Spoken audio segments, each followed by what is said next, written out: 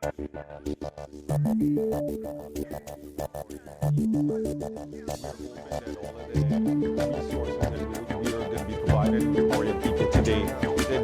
really want to give away too much about what I know and what I've discovered. This is of paramount importance to the hurricane warning system.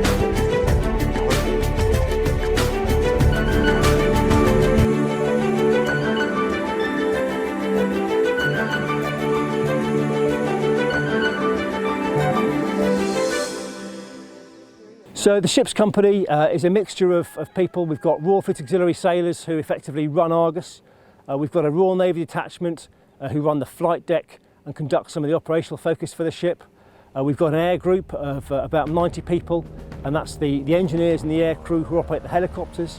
We've got a detachment from 47 Raiding Squadron Royal Marines, and they run the small boats that you'll see up and down the coast this morning.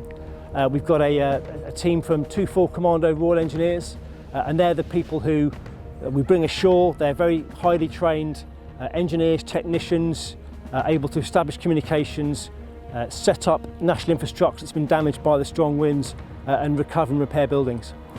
The task group consists of 2 Royal Navy ships, HMS Medway and Royal Fleet Auxiliary ship Argus. Argus also has on board 4 helicopters, that's 3 Merlin and 1 Wildcat, along with a troop of Royal Engineers and also a large amount of Department for International Development, that's UK aid, emergency relief stores. What are we doing here in the Caribbean? Well, we're here to reassure and protect the people of the Caribbean across the region as we go into the core hurricane season, but also with regards to any support they need to deal with the COVID-19 pandemic. And then around that activity, we're also contributing to the regional counter-narcotics activity. Today we're here at Colliers Beach and we're conducting a humanitarian aid and disaster relief exercise. We've practiced looking for damaged areas that have been hit by either a storm surge or the hurricane and the strong winds. We've brought people and equipment ashore, and we're also practicing bringing some of those emergency relief supplies from the ship ashore by either boat or aircraft. Later this afternoon we'll conduct a casualty exercise where we take some of the local population who've been injured back onto Argus to give them some medical support. So we've got, for example, chainsaws to deal with clearing access routes, to maybe help recover buildings, deal with any fallen trees. We've got an electric bike, so green, environmentally friendly, but gives the ability to get people around the island quickly to identify where help is needed and where support is required. You'll also see flying over the beach a Wildcat helicopter, which is very good at doing the surveillance and reconnaissance and identifying areas where damage has happened. We've also got the larger Merlin helicopters, and they'll be conducting the lift, so bringing people and equipment and stores into the island. They can also undersling the quad bikes and the trailers which the engineers use to get around the island and carry their equipment. Each trailer can carry 300 kilos of equipment, so that's stores or water. The stores we're bringing in today, just some of the small equipment today, so the medical packs, some sanitation packs, and also some of the shelter packs.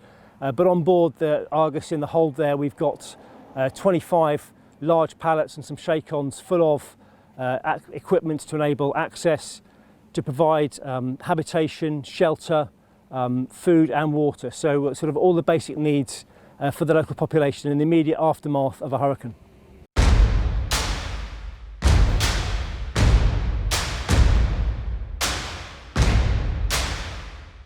Well, this is part of disaster preparedness, and we've got RFA Argus out there, and today there's been an exercise where we've seen some people being sort of tended to as if they've been sort of hurt during a hurricane. There's about to be a helicopter landing, and they're going to sort of take an injured person off and back to the ship. So this is really showing us what amazing capacity and capability this ship has if we were hit by a hurricane. Cayman has a huge amount of experience and a lot to be proud of, but I think it is really reassuring to know that the UK is out there, and as in 2017 with Irma and Maria, and during the Bahamas disaster as well, the UK is able to bring a lot of immediate support to overseas territories and other independent countries in the Caribbean through the two ships Argus and Medway. So really supports us on our resilience, on our disaster preparedness, and helping us deal with the aftermath of a hurricane were that to happen. Well, I think the exercise by the Navy is good for them, but for us, I think it is the assurance or reassurance that it brings. We've come a long way in this relationship between the UK and overseas territories in terms of disaster support. Things didn't go, I'm not going to dwell on it, but things didn't go quite so well in the aftermath of Hurricane Ivan. So this is hugely reassuring, I think, to all of us that the UK, despite all of the other challenges they're facing like the rest of the world with the pandemic, are still focusing on ensuring that there is support and there is preparation in the event that any of the territories, indeed any of the countries in the region, suffer again a direct hit or a significant hit by one of the hurricanes.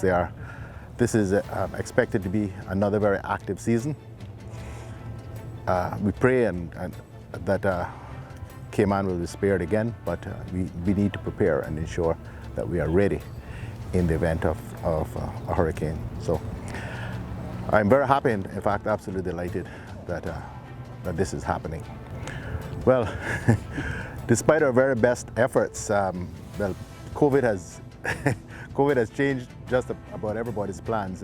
We never expected we'd have, with two brand new helicopters, that we would have both of them away at the same time. But COVID prevented the maintenance that was planned from happening when it ought to have happened. So we wind up in a situation where both are overseas, and it is marvelous to have this level of helicopter coverage. And indeed, just this week we've seen some of the fruits of having them around with the seizure at sea of I think it's 2,700 pounds of marijuana. So they were very involved in that exercise. So we see the value immediately of having them around. So the bad guys, and this is a message for them, there's still an eye in the sky. Conducting regular exercises of our people, our equipment and our procedures gives us the muscle memory to be able to respond very quickly in the event of a natural disaster. I mean, that could be a hurricane, an earthquake, could be a tsunami, for example. So we want to make sure that we're ready to go at all times as we're patrolling around the Caribbean over the course of the year. I'd like to thank the Governor, the Premier and the Cayman Island Police Service and also the Coast Guard for their assistance in helping us do the training today. It's been exceptionally worthwhile and we'll really make sure that we are ready to respond as we go through the year and into the peak of the core hurricane season. Thank you for watching GIS Spotlight. For more info, visit us on www.gis.gov.ky. You can also connect with us on Facebook, Flickr, Twitter, and YouTube. This is a production of GIS Marketing and Communications.